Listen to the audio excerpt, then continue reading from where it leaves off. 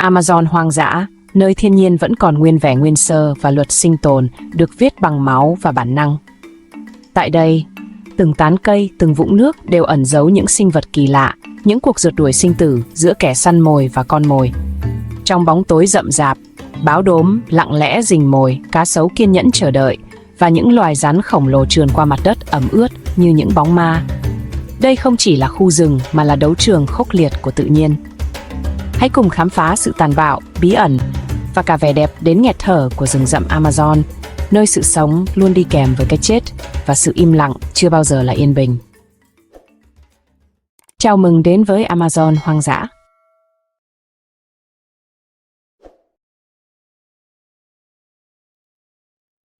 Trái đất rừng nhiệt đới Amazon, khu rừng nhiệt đới lớn nhất và đa dạng sinh học nhất trên trái đất, trải dài qua 9 quốc gia ở Nam Mỹ.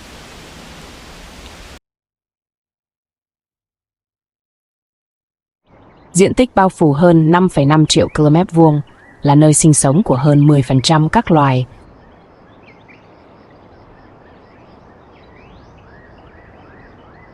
Được biết đến trên trái đất, khu rừng tươi tốt này sản xuất 20% oxy của thế giới, mang lại cho nó cái tên lá phổi của trái đất.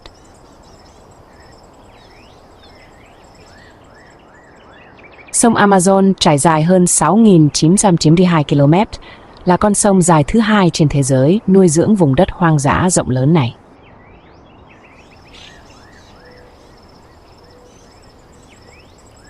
Bình minh vàng tỏa sáng trên khu rừng nhiệt đới Amazon rộng lớn, chiếu sáng tán cây rậm rạp và quanh co.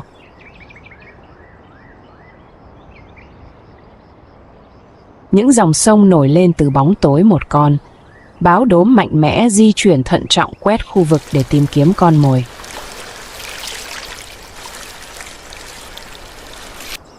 Bên dưới con rái, cá sông bơi lội vui vẻ, lặn và săn cá, trong khi chuột lang nước gặm cỏ dọc theo bờ sông.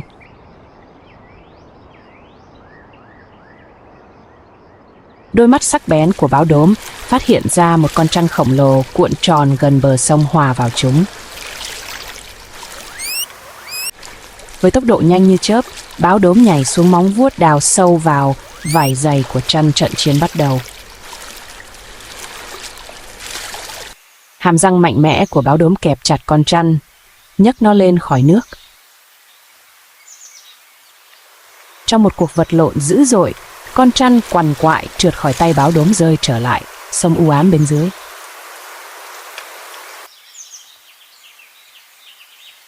Con báo không hề nao núng, mắt nhìn xung quanh rồi quay lại bờ sông để tiếp tục săn.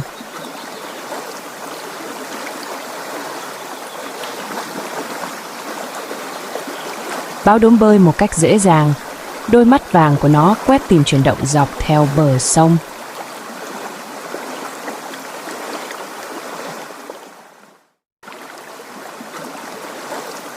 Một nhóm chuột lang tụ tập gần đó, nhai cỏ không biết đến. Kẻ săn mồi ẩn núp trong nước.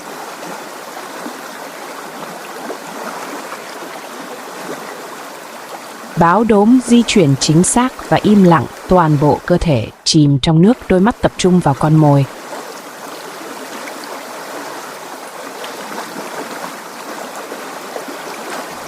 Con chuột con vẫn bình tĩnh và cần mẫn gặp cỏ sậy.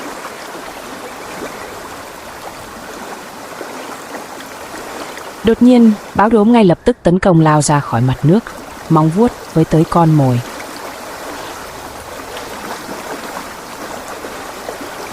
Vì sự cảnh giác cẩn thận, con chuột lang hoảng loạn chạy về phía sông.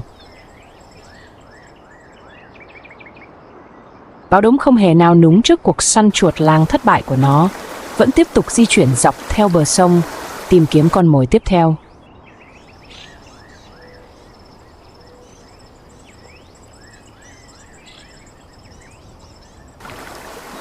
Còn mồi phía trước, một con cá sấu lười biếng trôi nổi trên sông. Cơ thể bọc thép của nó chìm một phần bên dưới bề mặt ngay.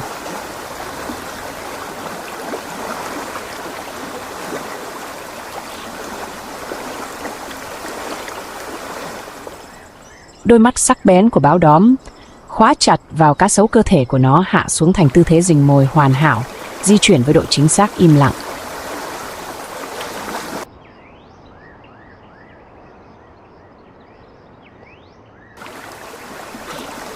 Cá sấu không biết về mối đe dọa đang rình rập, tiếp tục trôi nổi đầu của nó, hầu như không di chuyển khi nó quét mặt nước để tìm.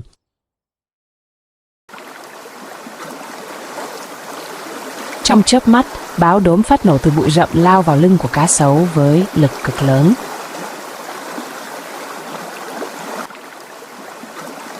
Cá sấu quẫy dữ dội cái đuôi mạnh mẽ của nó, tạo ra những con sóng đập mạnh khi cố gắng thoát khỏi kẻ săn mồi.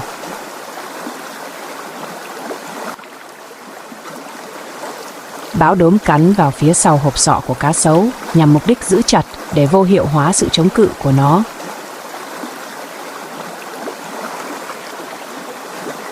Cá sấu chiến đấu vặn vẹo và cắn hàm của nó suýt nữa đã trượt khỏi khuôn mặt của báo đốm trong một nỗ lực tuyệt vọng để trốn thoát.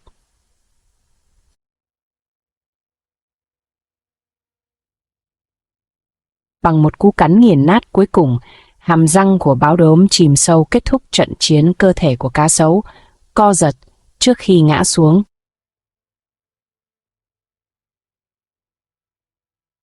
Chiến thắng báo đốm tóm lấy cá sấu vô hồn bằng hàm răng mạnh mẽ của nó và kéo nó đến bờ sông.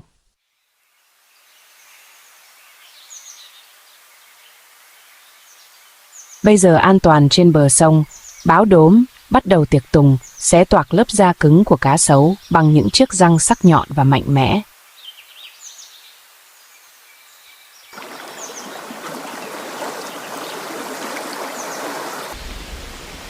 Ở đằng xa, Amazon vẫn không bị xáo trộn chu kỳ của kẻ săn mồi và con mồi vẫn tiếp tục.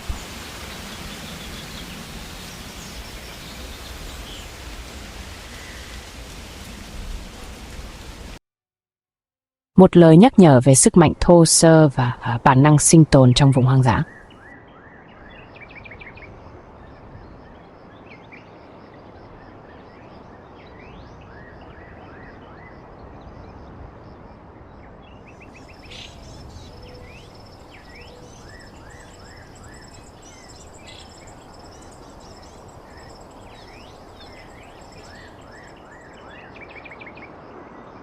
Khi mặt trời lặn, bóng tối bao phủ sông Amazon tạo nên sự phản chiếu kỳ lạ mặt nước gợn sóng. Một nhóm cá sấu nổi lên từ vực sâu u ám, đôi mắt sáng rực của chúng xuyên qua bóng tối. Những chú dơi bay vô tình lao xuống uống nước, không hề hay biết mối nguy hiểm rình rập.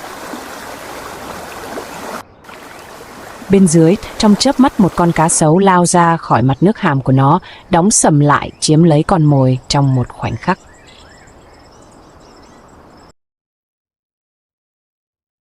Sâu trong rừng mưa Amazon, một kẻ săn mồi chết người rình rập. Bên dưới độ ẩm để lại một con rết khổng lồ độc.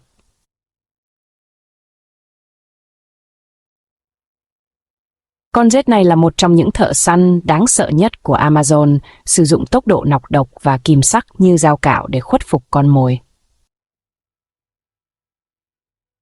Không giống như hầu hết các loài côn trùng rết, không chỉ ăn xác thối, chúng tích cực săn đuổi, theo dõi và tấn công sống con mồi.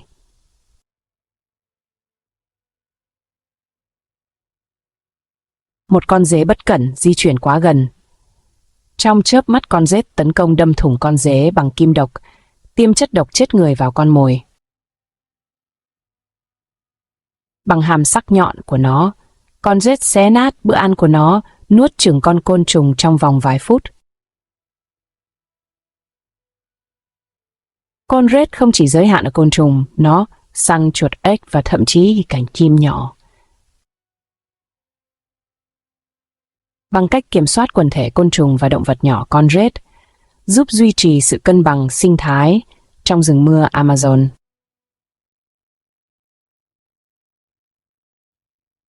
Khi màn đêm buông xuống, rết biến mất vào bụi rậm, sẵn sàng cho cuộc săn mồi tiếp theo trong khu rừng rậm tối tăm.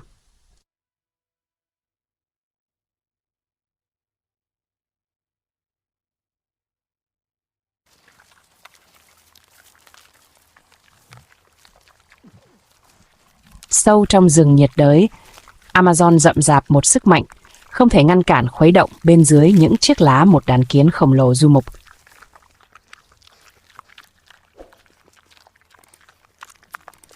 Chúng không bao giờ xây tổ cố định, luôn tiến về phía trước để tìm kiếm con mồi.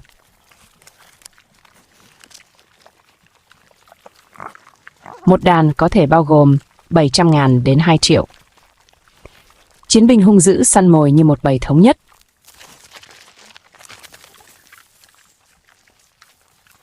Bất cứ thứ gì cản đường chúng côn trùng bò xác, thậm chí cả động vật có vú nhỏ cũng sẽ bị xé xác trong vòng vài phút.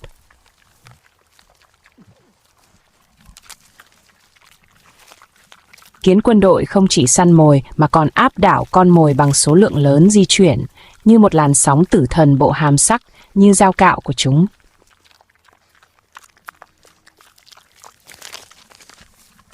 Cắt xuyên qua da thịt làm tê liệt nạn nhân bằng sức mạnh, không ngừng nghỉ cắn.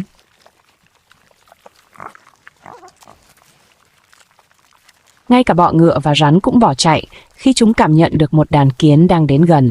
Không gì có thể chống lại cuộc tấn công của chúng.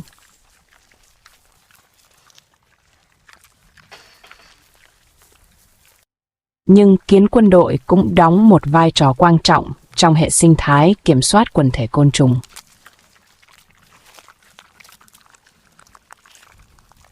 Chúng hoạt động như đôi dọn dẹp của thiên nhiên tiêu thụ côn trùng yếu và đã chết giúp duy trì sự cân bằng trong rừng mưa.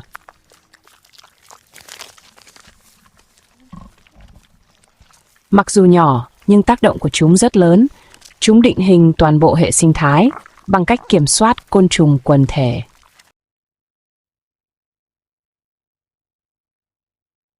Nếu bị tấn công sẽ di chuyển nhanh chóng, việc rũ bỏ chúng rất khó khăn và vết cắn của chúng có thể gây kích ứng nghiêm trọng mặc dù chúng rất đáng sợ. Thiên nhiên kiến quân đội là yếu tố thiết yếu đối với sự cân bằng của rừng mưa Amazon.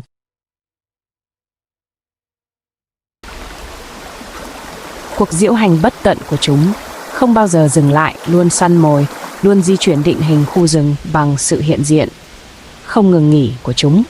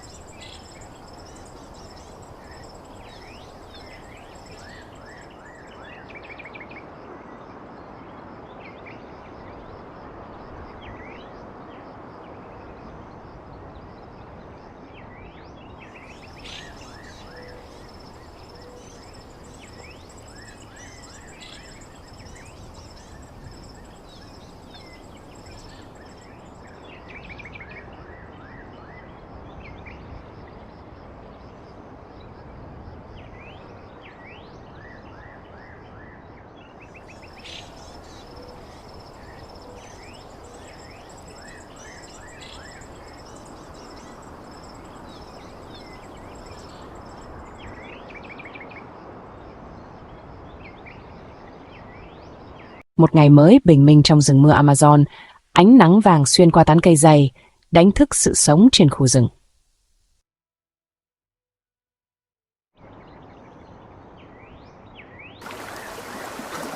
Một khoảng đất trống râm mát, một chuột lang thận trọng xuất hiện và đánh hơi vùng đất ẩm ướt tìm kiếm quả dụng. Chuột lang không biết rằng một con trăn Nam Mỹ đang nằm bất động cuộn tròn dưới một bụi cây. Mắt nó chăm chú nhìn con mồi không hề hay biết. Con trăn Nam Mỹ tiến về phía trước bằng cơ thể khỏe mạnh của mình để lướt nhẹ nhàng qua sàn rừng ẩm ướt đang tiến đến gần chuột lang. Nhưng chuột lang đột nhiên dừng lại. Bản năng sắc bén của mình cảnh báo nó về một mối nguy hiểm vô hình rình rập gần đó.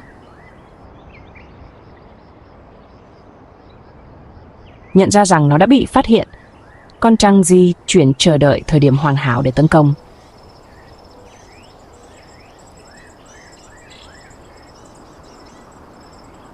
Cảm nhận nguy hiểm, chuột lang đến bờ sông, biết rằng cơ hội trốn thoát tốt nhất của nó là dưới nước. Nhìn thấy một cơ hội, con chăn trườn đi với tốc độ đáng kinh ngạc, ngay lập tức tấn công con mồi lặn xuống nước và bơi với tốc độ cao để thoát khỏi sự truy đuổi của con chăn. Lợi thế về tốc độ của con chăn giúp nó dễ dàng bắt được con mồi cơ thể.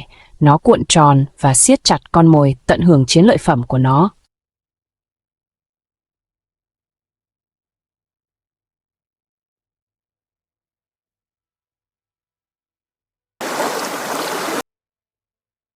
Sông Amazon rực sáng dưới ánh nắng vàng, phản chiếu tán cây xanh rậm rạp, gợn sóng trên mặt nước thu hút những kẻ đói khát.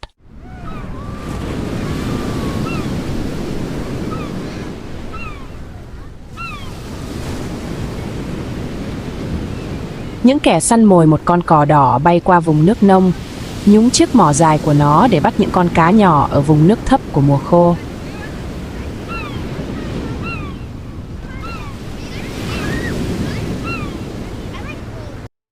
Khi mực nước giảm, kẻ săn mồi đến một con cá sấu nổi lên, quét tìm cá, đôi mắt vàng của nó quan sát vô hình.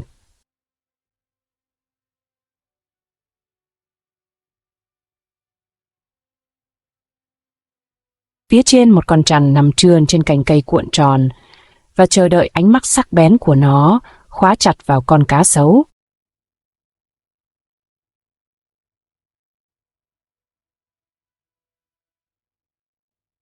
Con trăn bắt lao trượt xuống cành cây một cách lặng lẽ, cơ thể cơ bắp của nó gợn sóng với sức mạnh.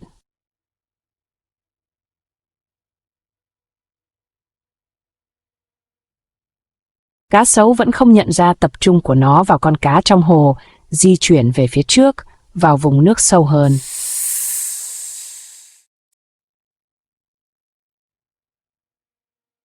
Đột nhiên, con trăn tấn công lao về phía trước, quấn những vòng xoắn của nó quanh thân mình dày của cá sấu. Với tốc độ, con trăn gầm lên dữ dội.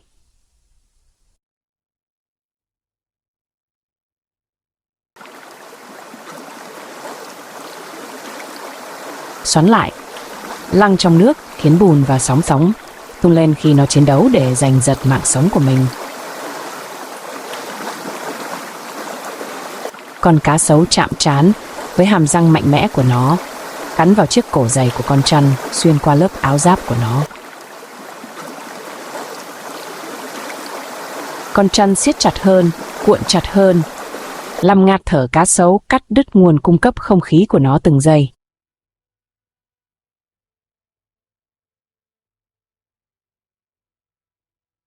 Con trăn từ từ tháo cuộn, nới lỏng lực kẹp. Hàm lớn của nó mở ra rộng một cách bất thường để bắt đầu tiêu thụ con mồi trong giờ tiếp theo. Con trăn từ từ nuốt chửng chiến lợi phẩm của mình, từng ít một, cho đến khi cá sấu biến mất.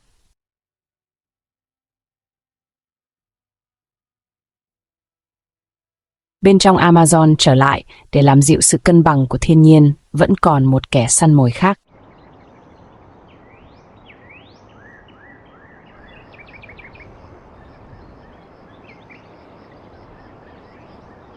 Sự sống còn, một ngày mới đang đến dọc theo sông Amazon.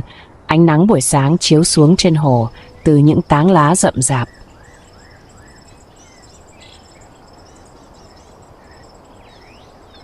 Một con trăn nhô lên, lưỡi thè ra khi nó phát hiện ra mùi của một bữa ăn tiềm năng ở phía trước.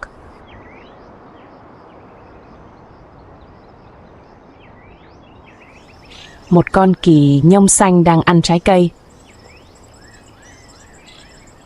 Con trăn tiến lại gần hơn, từ từ tiến tới mà không phát ra tiếng động, mắt khóa chặt. Con kỳ nhông không hề hay biết. Con kỳ nhông dừng lại, cảm nhận được mối nguy hiểm. Cơ thể nó căng cứng khi nó ngẩng đầu lên để dò tìm kẻ săn mồi. Con trăn tấn công với tốc độ nhanh như chớp, lao tới, tiến về phía trước, quấn những vòng xoắn mạnh mẽ của nó quanh cơ thể của con kỳ nhông. Con kỳ nhông quẫy những móng vuốt của nó cào vào lớp vảy dày của con trăn, cố gắng tuyệt vọng để thoát. Con trăn mở rộng hàm, bắt đầu quá trình nuốt chậm con mồi của nó.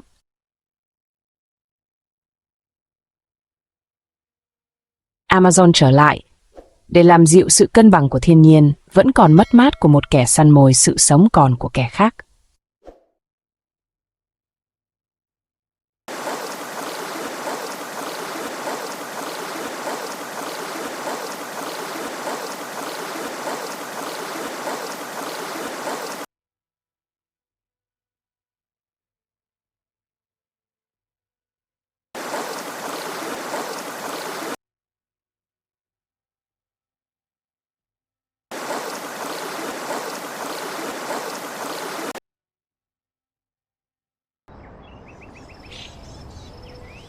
Trên sàn rừng ẩm ướt mờ ảo, một hình bóng im lặng xuất hiện, một con bọ ngựa mảnh khảnh nhưng đáng gờm.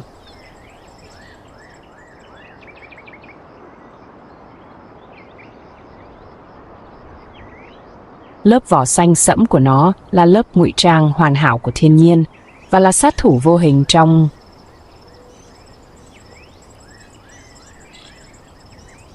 đôi chân trước hoang dã hai bên, được lót với những chiếc gai, sẵn sàng giáng một đòn chí mạng.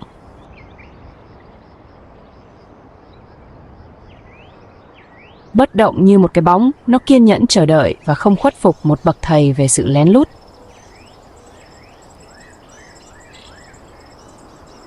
Một chuyển động chớp nhoáng, con bọ ngựa tấn công như sét đánh. Hàm của nó được lót bằng những cạnh sắc như dao cạo, chuẩn bị cho bữa tiệc.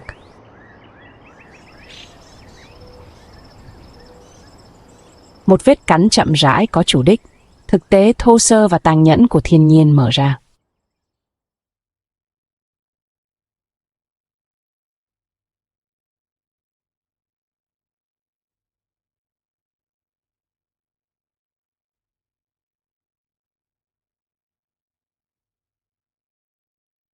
Một chiếc lá run rẩy gần một kẻ săn mồi khác ẩn núp.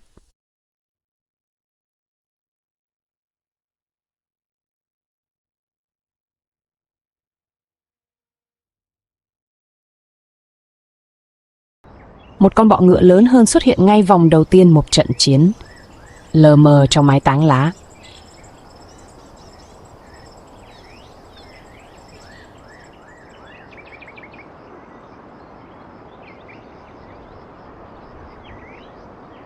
Như những chiến binh cổ đại, họ tham gia một cuộc phục kích biến thành một cuộc đấu tay đôi lãnh thổ.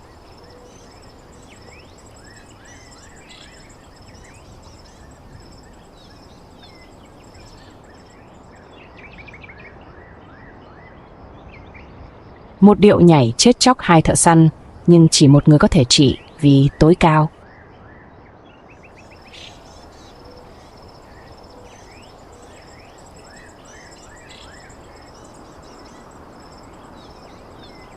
Nhưng từ trong bóng tối, một bóng đen di chuyển chậm rãi im lặng và được bọc thép như một sinh vật từ cơn ác mộng.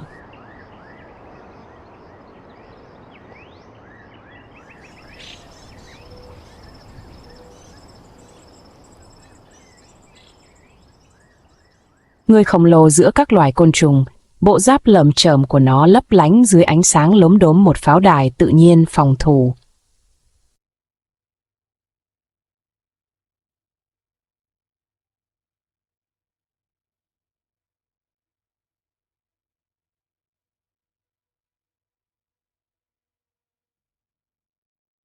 Không phải là thợ săn, không phải kẻ giết người, chỉ là bậc thầy của sự sống. Còn một nhà ảo thuật giữa những chiếc lá.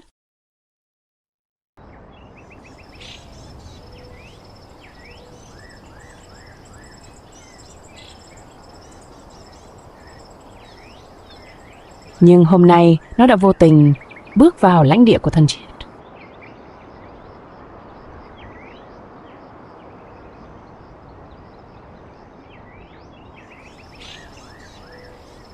Con bọ ngựa cầu nguyện, con bọ ngựa cảm thấy nguy hiểm, đầu nó nghiêng lại tính toán rồi, trong nháy mắt của nó.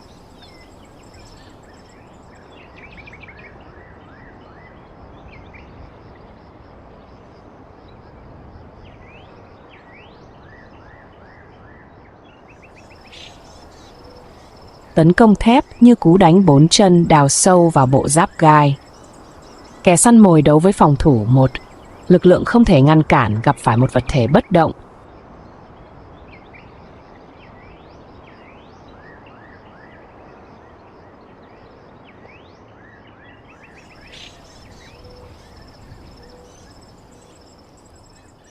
Con bọ que cưỡi chân quằn quại một cách dữ dội, nhưng con bọ ngựa không nhả sắt của nó cầm chặt.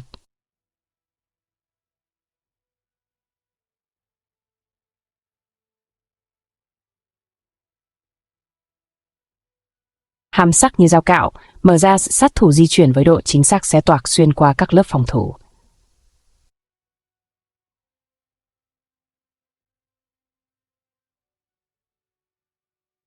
Với độ chính xác tàn nhẫn, bọ ngựa xé xác. Mục tiêu của nó chỉ chọn những phần được chọn lọc nhất để tiêu thụ.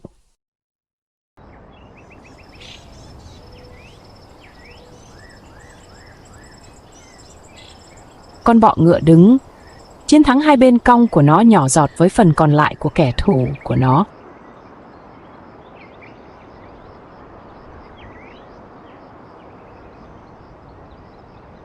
Nhưng khu rừng không có nhà vô địch, chỉ có người sống và người chết, và người sống phải luôn sẵn sàng.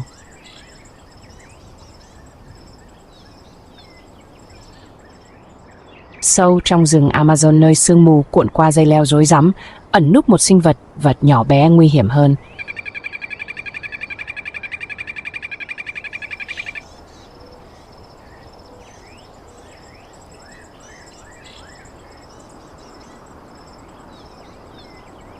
Một sinh vật nhỏ bé nhưng lại khiến kể cả những kẻ săn mồi nguy hiểm nhất. Đây là loài ếch phi tiêu độc nguy hiểm nhất của thiên nhiên. Đồ trang sức được che phủ trong vẻ đẹp được tô điểm bằng cái chết.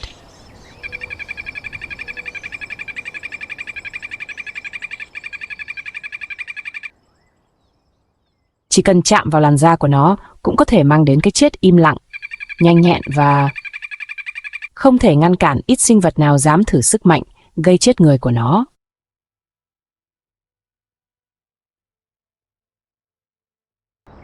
Bí mật nằm ở chế độ ăn của nó. Những loài côn trùng nhỏ chứa đầy hợp chất độc biến thành vũ khí chết người bên dưới làn da của nó.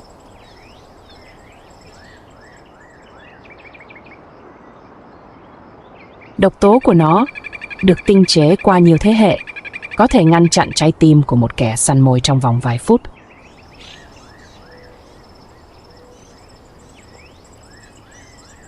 Một cơ chế phòng thủ hoàn hảo, nhưng đối với con người thì độc tố này trở thành vũ khí bất ngờ, một trong những bí mật chết chóc nhất của thiên nhiên được khai thác để sinh tồn.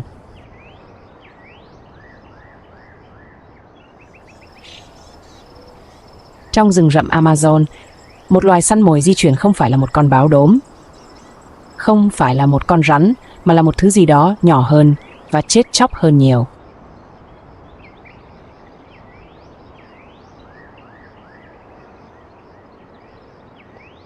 Một con ếch phi tiêu độc lấp lánh trong màu xanh điện nhảy về phía trước, làn da bóng loáng của nó lấp lánh như một đá quý.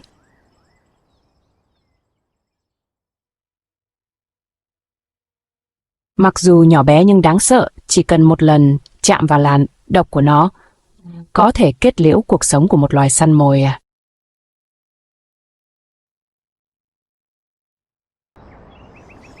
Ngay lập tức, đòn tấn công một tiên nhanh như chớp, con ếch xanh lao tới đẩy đối thủ của nó bằng đôi chân sau mạnh mẽ.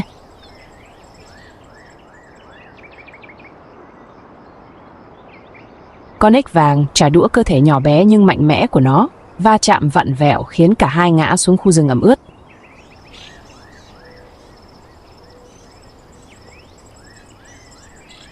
Một trận chiến tuyệt vọng diễn ra, móng vuốt cào chân đá nhỏ bé nhưng dữ dội, chiến binh bị nhốt trong trận chiến vì sống sót.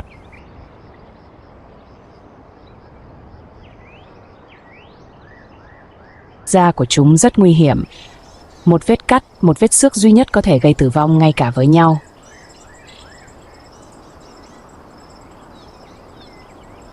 Nó biết rằng nó không thể chiến thắng bản năng chiếm ưu thế.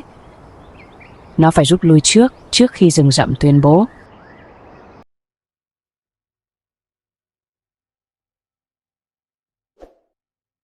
Bây giờ rừng nhiệt đới trở lại im lặng, quan sát chờ đợi sẵn sàng cho cuộc đấu tay đôi tiếp theo. Mờ dần thành màu đen.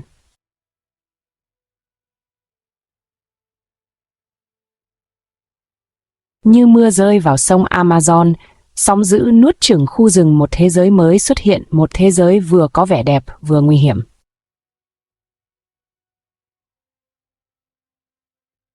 Bên dưới bề mặt hồ, các sinh vật thích nghi.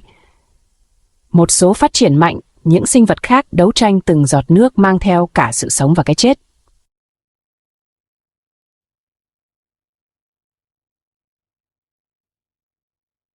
Một con cá đực bơi cẩn thận qua vùng nước nông, vảy vàng của nó lấp lánh.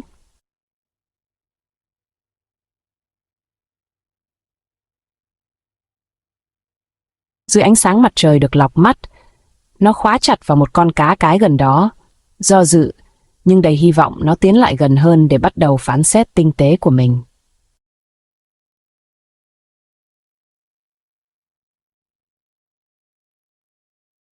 Cuộc tấn công tàn bạo, nhưng cần thiết cô ấy phải bổ sung sức mạnh của mình để chuẩn bị cho quá trình đòi hỏi khắt khe của việc đẻ trứng.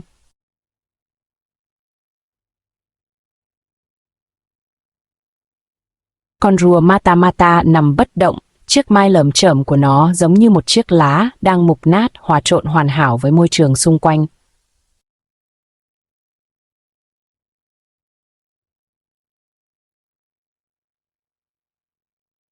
Mắt nó vẫn bất động, chiếc cổ dài như rắn của nó không đuổi theo, nó chờ đợi tính toán khoảnh khắc hoàn hảo.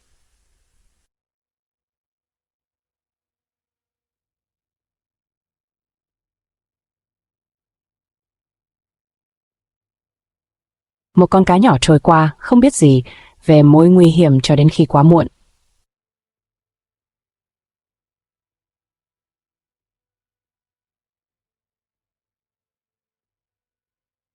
Trong khi đó, bên dưới độ sâu lầy lội, một kẻ giết người thầm lặng, ẩn núp một kẻ săn mồi cổ đại.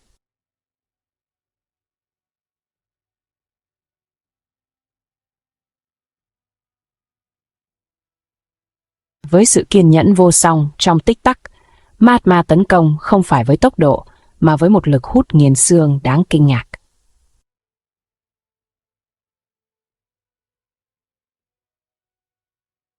Con mồi đã biến mất.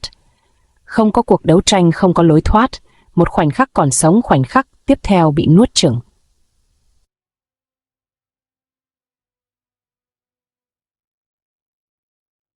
Sự lãng quên ở trên và dưới sự sống còn là không ngừng nghỉ. Không có khoảnh khắc nào là an toàn, mỗi giây là một cuộc chiến.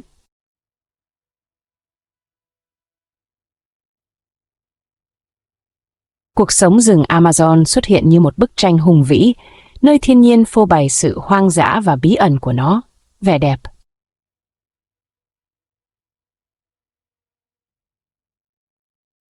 Những cái cây mọc cao và đang xen vào nhau để tạo thành một mái vòm xanh, bao phủ một khu vực rộng lớn.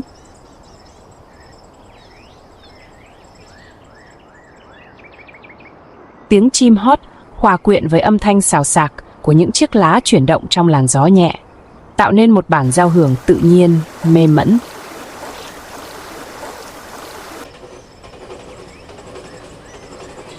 Amazon là thiên đường côn trùng, nơi hàng triệu loài tạo ra một thế giới vi mô sống động.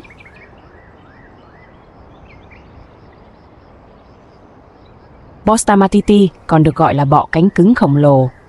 Bọ cánh cứng nước rất đáng gờm dưới nước.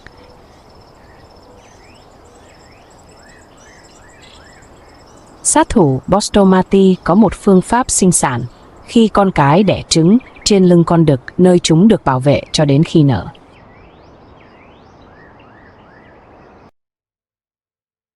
Sau trứng, khi ấp trứng, con đực vẫn tiếp tục sống như thường lệ, di chuyển trong nước, trong khi săn cá nhỏ và nòng nọc bằng đôi chân sắc nhọn của mình.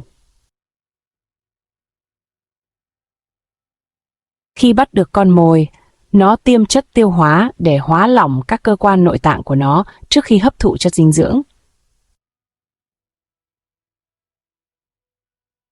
Khi không săn mồi, chúng di chuyển chậm rãi giữa nước và có thể nổi lên mặt nước để lấy oxy nhờ một ống thở đặc biệt trong bụng. Con đực đóng vai trò là người cha tận tụy hiếm khi thấy ở thế giới côn trùng. Sau khi con cái đẻ trứng, nó kiên nhẫn mang và bảo vệ chúng để đảm bảo sự phát triển tối ưu.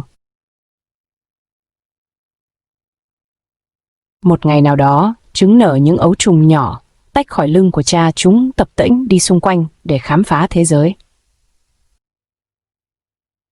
Cho bao nhiêu họ, chúng nhỏ và nên mong manh, nhưng bản năng săn mồi gồm sớm nổi lần.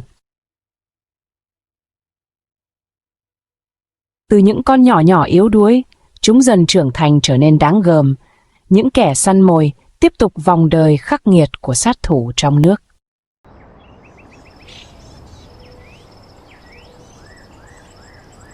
Thế giới một ngày đẹp trời ở Amazon mở ra với bầu trời xanh thẳm, những tia nắng đầu tiên lọc qua tán cây rậm rạp, cây cối tỏa sáng trên mặt đất phủ đầy lá khô.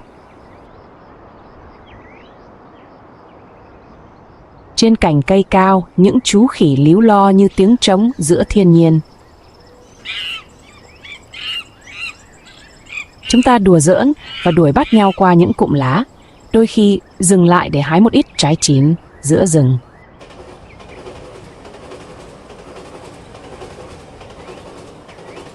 Gió nhẹ nhàng thổi qua rung chuyển.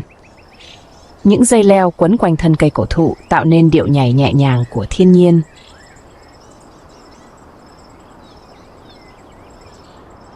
Khỉ mũ mào là loài khỉ thông minh và nhanh nhẹn của rừng Amazon, sống theo bầy đàn và nổi tiếng với sự khéo léo trong việc tìm kiếm thức ăn.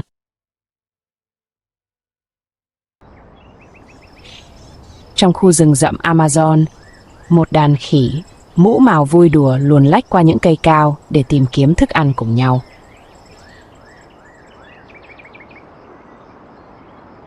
Chúng sống theo bầy đàn, gắn kết với nhau thông qua những âm thanh líu lo và những cử chỉ thân mật như chải chuốt hoặc bám vào nhau qua cành cây.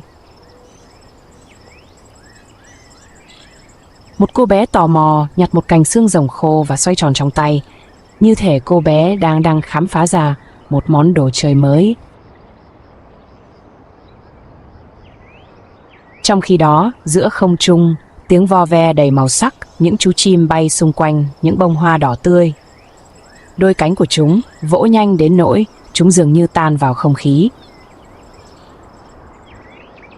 Khỉ mũ mào có bộ lông màu nâu sẫm với màu đặc trưng trên đầu, giúp chúng dễ dàng được nhận dạng trong rừng Amazon. Chúng là bậc thầy về leo trèo, di chuyển linh hoạt qua những cây rậm rạp bằng cách sử dụng đuôi dài của chúng để giữ thăng bằng khi di chuyển cành cây.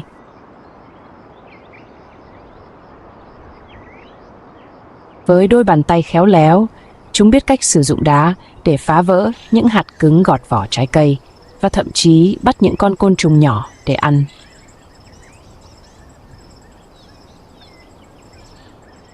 Giữa khu rừng Amazon rộng lớn, sự sống liên tục chảy trong mọi tán cây. Sông và thảm thực vật xanh bên dưới lớp đất ẩm, vô số côn trùng cần cù xây tổ tạo nên một thế giới vi mô sống động, nơi kiến và mối liên tục mở rộng lãnh thổ của chúng.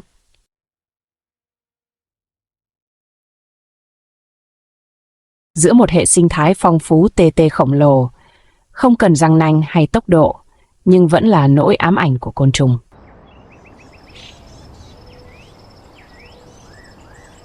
Với vóc dáng to lớn, bộ lông xám nâu và cái đuôi rậm rạp, nó lặng lẽ đi lang thang qua những bãi đất trống tỉ mỉ tìm kiếm dấu vết của bữa ăn. Tê tê khổng lồ từ từ tiếp cận mặt đất mềm mại ẩn chứa hàng nghìn con mối và kiến bên dưới lớp đất. Amazon ẩn chứa vô số loài côn trùng từ đàn kiến và mối đến những sinh vật nhỏ luôn hoạt động.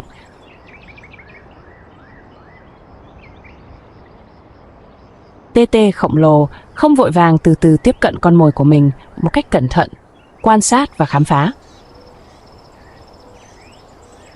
Những con côn trùng bên dưới vẫn bận rộn làm việc, hoàn toàn không biết gì về mối nguy hiểm sắp xảy ra. Đột nhiên nó vung những móng vuốt sắc nhọn của mình xuống đất, cào vào đất cứng một cách điên cuồng, tạo ra những rãnh sâu chỉ trong tích tắc. Đá và đất nổ tung từng con kiến, gò đất sụp đổ dưới sức mạnh tàn bạo của nó không chút do dự. Nó cắm sâu cái vòi dài của mình vào. Tổ đã bị phá hủy, quét sạch những con côn trùng đang chạy trốn trong hoảng loạn.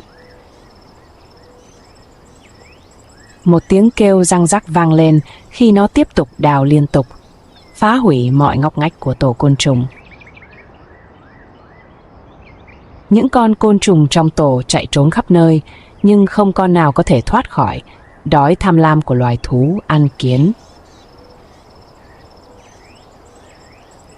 Chỉ sau vài phút, tổ kiến bận rộn đã biến thành một vùng đất hoang, đánh dấu sự sụp đổ của một đế chế côn trùng dưới móng vuốt của một kẻ săn mồi khổng lồ. Chiếc lưỡi dài dính của nó quét sạch tất cả những sinh vật nhỏ bé, quét sạch hàng nghìn con chỉ trong tích tắc. Những con côn trùng sống sót đã bỏ chạy trong hoảng loạn, nhưng chúng hiểu rằng một khi con kiến đã nhắm đến mục tiêu thì không nơi nào an toàn.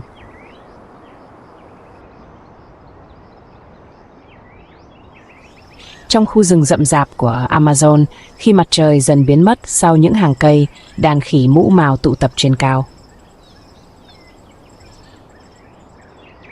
Những con khỉ mũ mào tụ tập trên những cây cao, thưởng thức bữa ăn cuối cùng trong ngày.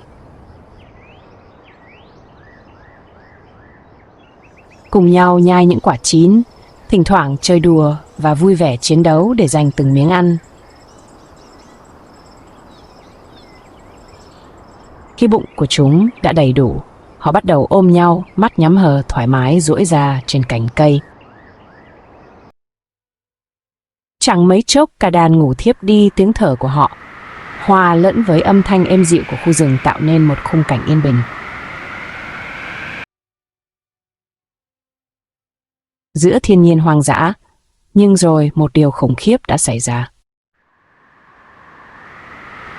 Những con vật nhạy cảm đầu tiên cảm thấy bất an, mắt chúng mở to, tiếng kêu hoảng loạn vang lên.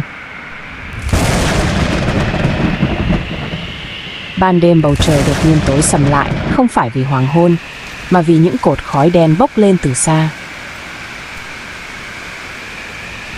Lúc đầu, chúng nghĩ đó là dấu hiệu của một trận mưa lớn sắp tới, nhưng không phải vậy. Đó là ngọn lửa đỏ gầm rú, dần đốt cháy từng thân cây, nhấn chìm mọi thứ trong sức nóng khủng khiếp. Tiếng lửa gầm rú hòa lẫn tiếng kêu đau đớn của những sinh vật không thể thoát khỏi. Amazon muốn vương quốc của sự sống. Giờ đây chẳng còn gì ngoài một màu đỏ thẫm địa ngục, nơi thiên nhiên khuất phục trước cơn thịnh nộ của lửa. Sáng hôm sau, Amazon không còn là một khu rừng đầy sự sống, mà chỉ còn là một vùng đất chết bị tàn phá. Vẫn còn những thân cây cổ thụ, một thời đứng cao và kiêu hãnh. Giờ đây chỉ còn là những bộ xương đen một mình trong mùi tro tàn. Bầu không khí trong đó, sự hoang tàn con quái vật khổng lồ lê bước chậm rãi qua mặt đất. Bị đốt cháy, nhưng rồi nó dừng lại trước mặt một cơ thể nhỏ bé nằm bất động, phủ đầy tro tàn chú gấu, con không thể thoát khỏi đám cháy đang chết, dần chết mòn. Giữa cơn thịnh nộ của Amazon không bao giờ ngủ, ngay cả khi bóng tối buông xuống, cuộc chiến sinh tồn diễn ra thầm lặng không thương tiếc.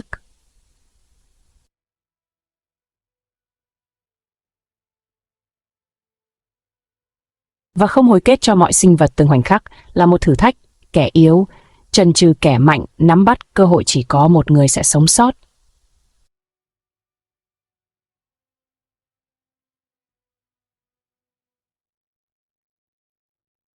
Cơn đói của kẻ săn mồi là không ngừng nghỉ, nhưng con mồi không đầu hàng, nó chạy trốn, nó ẩn núp, chiến đấu vì con khác.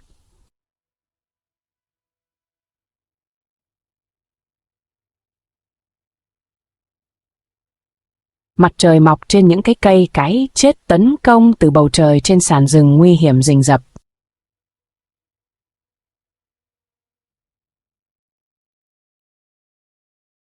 Trong mọi bóng tối, ngay cả những sinh vật nguy hiểm nhất cũng bị săn đuổi.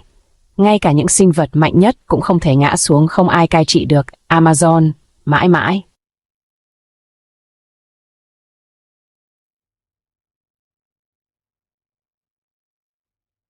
Sự sống còn đòi hỏi nhiều hơn sức mạnh, nó đòi hỏi bản năng chiến lược và may mắn.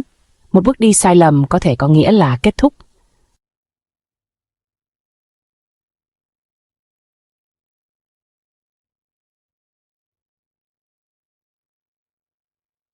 Khu rừng không có cơ hội thứ hai. Chu kỳ tiếp tục, thợ săn trở thành bị săn đuổi, kẻ săn mồi trở thành con mồi. Đối một số người, màn đêm mang đến cơ hội để tiệc tùng cho kẻ săn mồi. Đây là chương cuối cùng.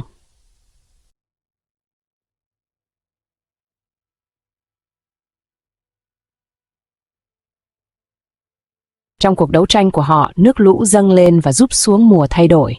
Nhưng một luật vẫn không thay đổi. Chỉ có 10 mạnh nhất mới chịu đựng. Mỗi ngày khu rừng viết nên những câu chuyện mới về cuộc đấu tranh, chiến thắng của sự sống còn. Amazon không bao giờ quên.